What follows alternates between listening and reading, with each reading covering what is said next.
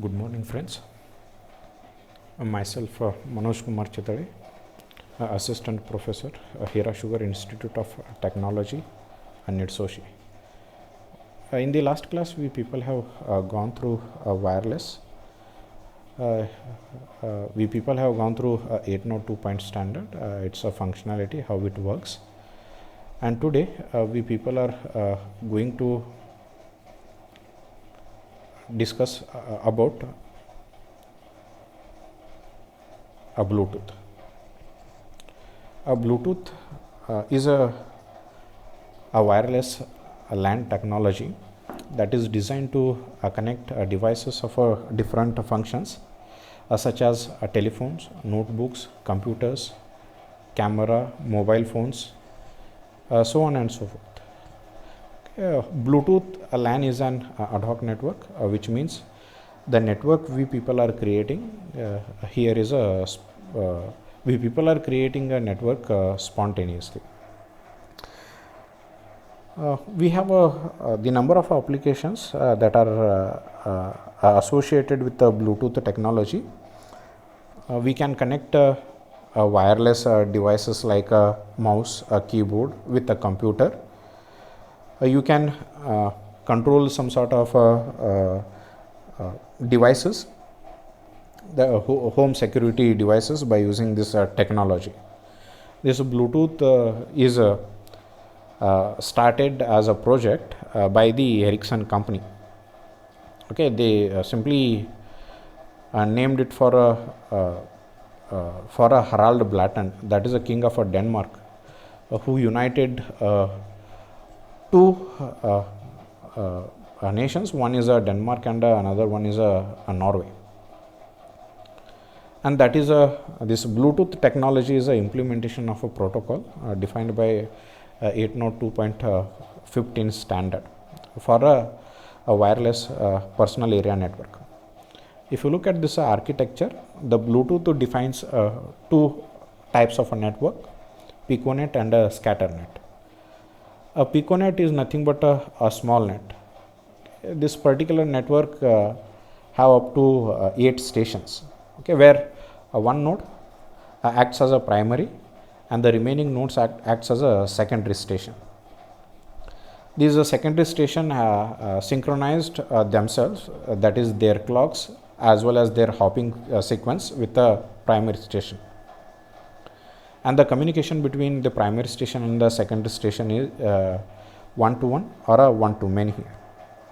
Here we can have around maximum 7 secondary station, and you can add a one additional station that should and must be in a parked state. Secondary that is in a parked state should and must synchronize its clock as well as a hopping sequence with a primary station, but that doesn't take a part in a communication until one of the node moves from active state to parked state here. The next one, we have a scatter net.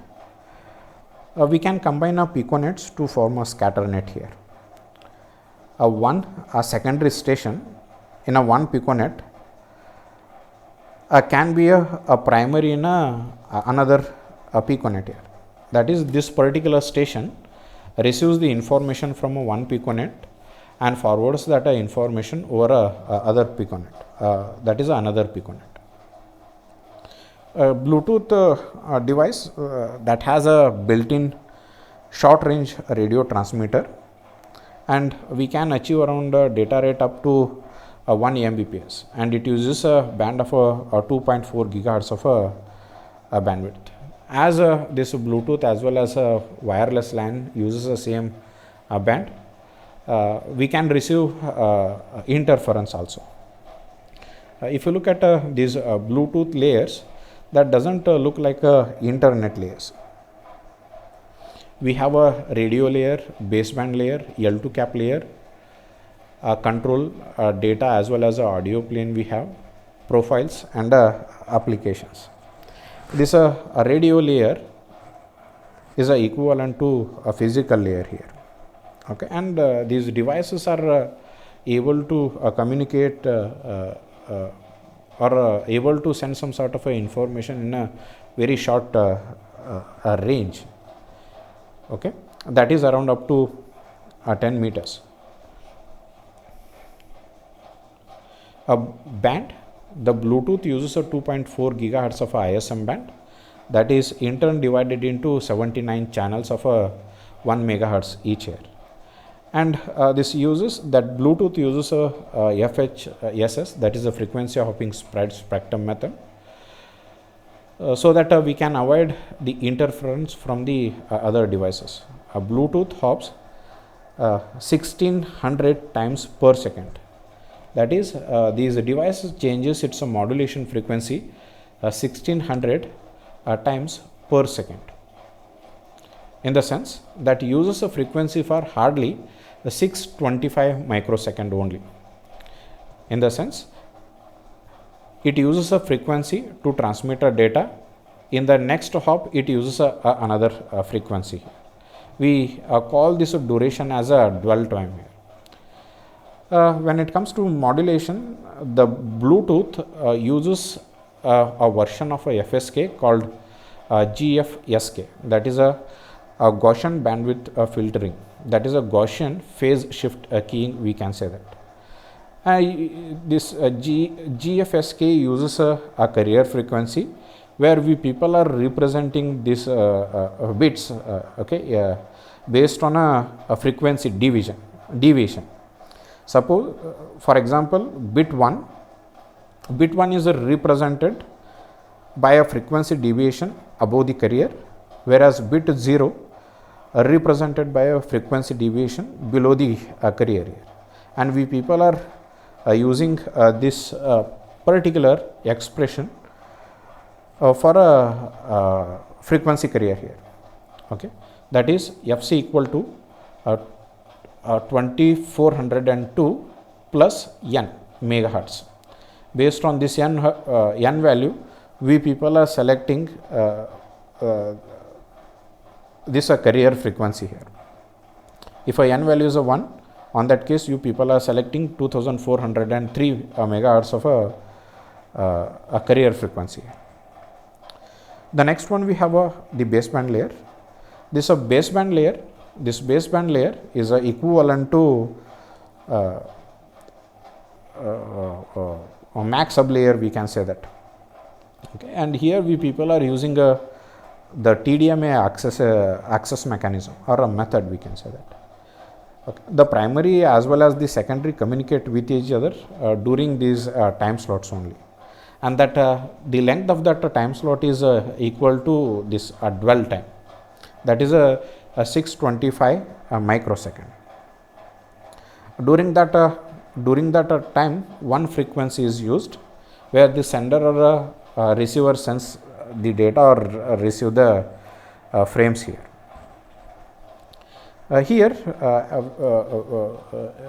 When it comes to this the access mechanism, that is a TDMA, we people are using a form of a TDMA called a time division duplex TDMA. Okay, that works in a half duplex mode, that is, we cannot send as well as receive the data at the same time here. If you look at the communication that takes place between these devices, consider we have a Piconet that has only one secondary station.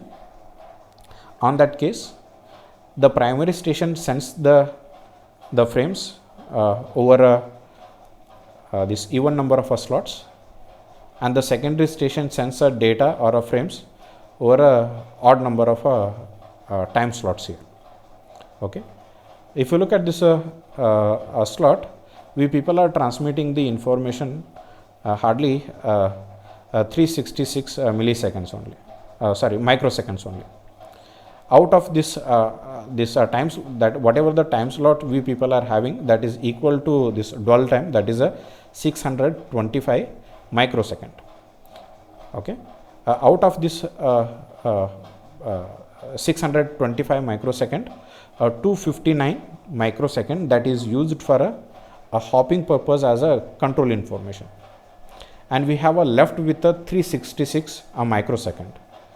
Suppose if we transmit 1 bit per hertz, on that case we people are able to transmit 366 bits here in a frame.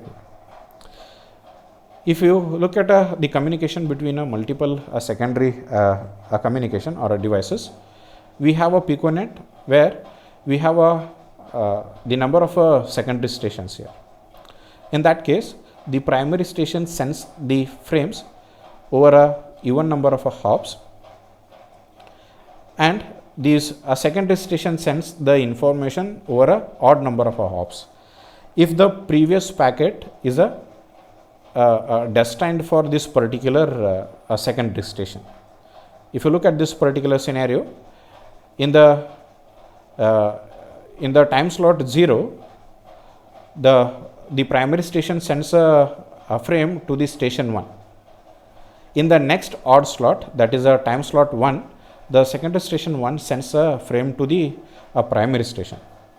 In the next even slot, that is a slot 2, the primary station sends a packet or a frame to the secondary node here, 2 here.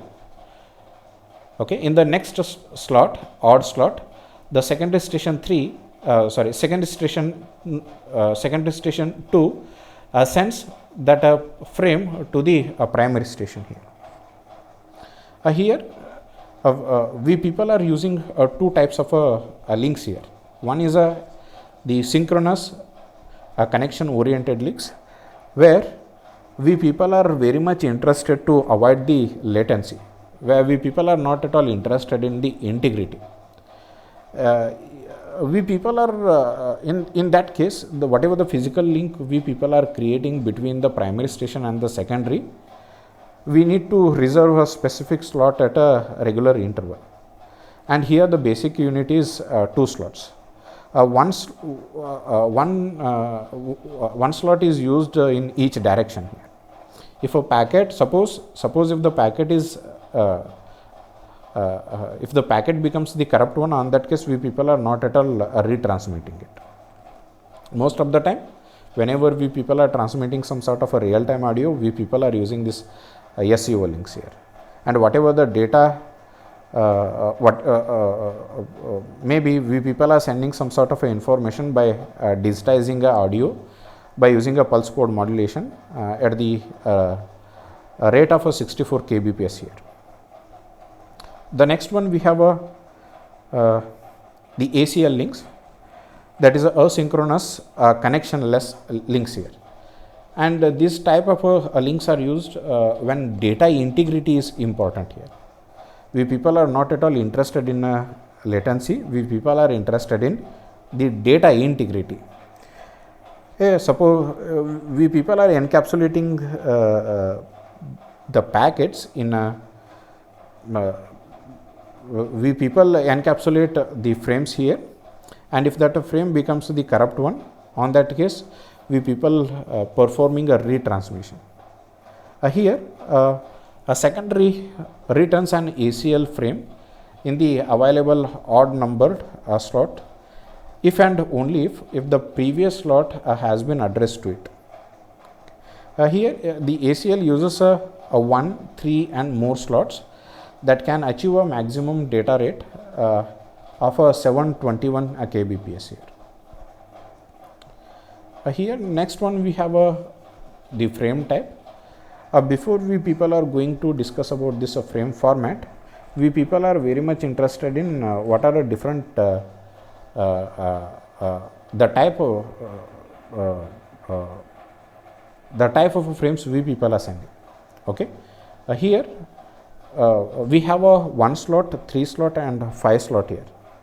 Here a slot is nothing but it is equal to 625 microsecond. In a 1 slot frame exchange, we people are using a 259 microsecond for a control information and hopping sequences. Okay, that means we people are hardly using around 366 microsecond for a data exchange. Suppose if you transmit a 1 bit per hertz, on that case that in a 1 slot we can send around hardly 366 bits here. Suppose if you are using a 3 slot frame that occupies the 3 slots, the 259 microsecond that are used for a hopping purpose, that is nothing but a 3 into 625 minus 259, we can say that. In the sense, we can hardly transmit around 1616 bits here.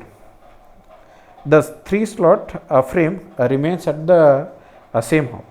In the sense that whatever the carrier frequency we people are using, that remains for the 3 time slots here. The hop number for each frame, that is equal to the first slot of the frame here. And if you are using a 5 slot, on that case, that is a 5 into 625 minus 259. Okay, that whatever the length we people are getting here, that is around 2866 bits. These that is we can able to transmit those many bits in 5 slots frames here. Okay, if you look at this frame format, we people are having a 72 bit access code. The next one we have a header field. The next one we have a data field. Okay, this is a 72 bit address code that defines the synchronization bit, as well as that simply acts as the identifier of the primary, so that we can distinguish one frame from the one piconet to another piconet here. The next one we have a header, that is a 54 bit header field we have. That this header field consists this 18 bit subfield, that is address field, type field, F field, A, S field, and a 8 bit the header error correction field here. Okay, this 18 bit information is repeated 3 times here. The first, that is the address field, we people are using a 3 bit address field here, that defines around where we people are able to identify or recognize around 7 secondary stations here. Suppose that is 1 to 7 here. Suppose if the address field consists of 000, on that case we can say that it is a broadcast communication. The next 4 bit type field we have, that defines the type of data from the upper layer. The next field is we have a F field, 1 bit field we people are having here, that simply defines the flow control. If the bit is set here, on that case the destination is unable to receive that data here because the buffer is full. The next one we have a acknowledgement field, that is used for a acknowledgement purpose. As we people are using a stop and wait ARQ, we people are sending a packets with a sequence number of 0 and 1, and these values are repeated over a period here. Okay, that is 0 1 0 1 0 and so on. And for that purpose, to send a acknowledgement, hardly 1 bit is sufficient here. The next one we have the sequence field, that is a 1 bit long, and that is used for sequencing the packets here, or frames we can say that. Okay, as we people are using the stop and wait ARQ, hardly 1 bit is sufficient here, so that we can sequence these frames starting with a 0 1 0 1 so on and so forth. The next bit we have a 8 bit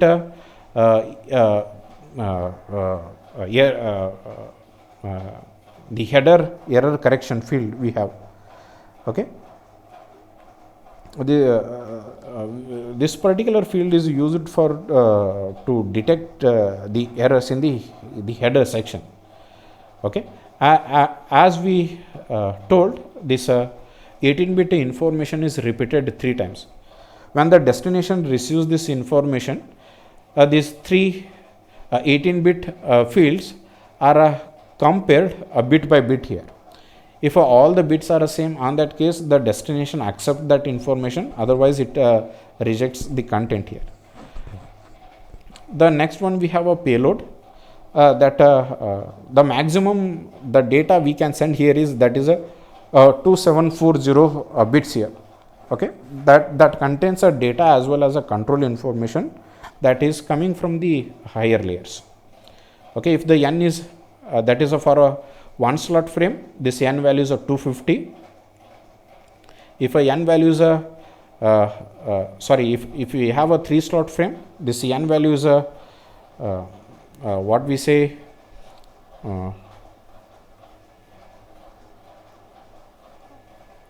1490. Suppose if a 5 slot frame, on that case the n value is a 2740. Suppose if we add all these bits, on that case we people are getting hardly around 366 bits here. If you are using a 1 slot frame, this becomes a 366 bits. If you are using a 3 slot frame, on that case it becomes a 1616 bits. Suppose if you are using a 5 slot frames, on that case this total bits that becomes a 2866 bits here. That is nothing but how you people are transmitting your information over a 1 slot frame, or a 3 slot frame, or a 5 slot frame here. The next one we have the L2 cap, that is a logical link control and adaptation protocol. Okay, this particular protocol is equal to the LLC of a wired LAN. Okay, and that is used for the data exchange over ACL, that is a asynchronous connectionless links here. Okay, the SU links do not use this L2 cap here. We have a 2 byte long length field that simply defines the size of this data, okay, in terms of bytes here. Okay, with this 16 bit we are able to transmit around 65,535 bytes of information in a packet here, that is a data packet here. Okay, the next one we have the channel ID, that 2 byte long channel ID we have, that defines the unique identifier for a virtual channel we people are creating at that particular layer here.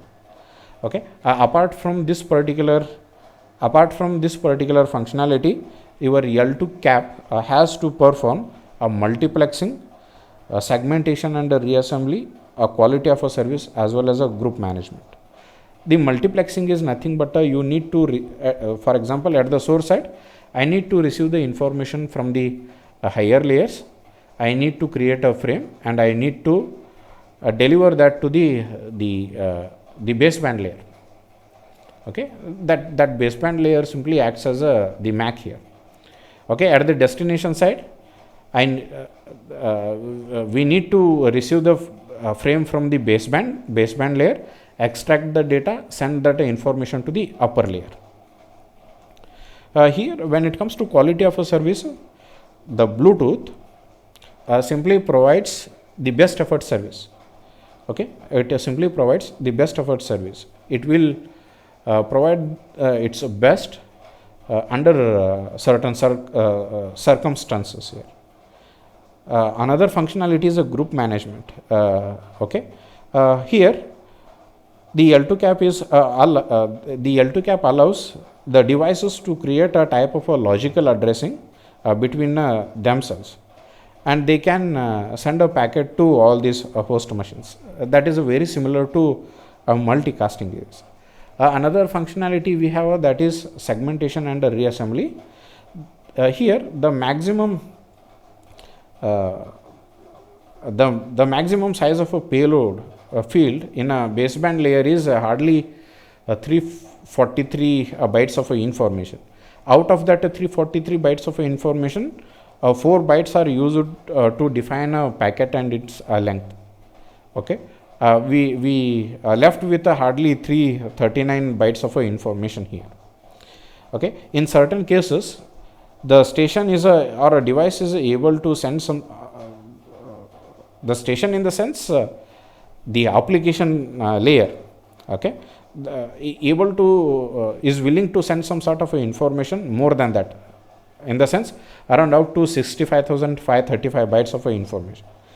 Here this L2 cap simply segments these packets into a smaller chunks and simply provides some sort of extra information that can be used to define the location. Okay, define the location of these segments in the original packet, and the destination reassembles all those packets by looking at that the location field here. Okay, in the next class we people are going to discuss about a cellular networks here, or cellular networks here. Okay, thank you.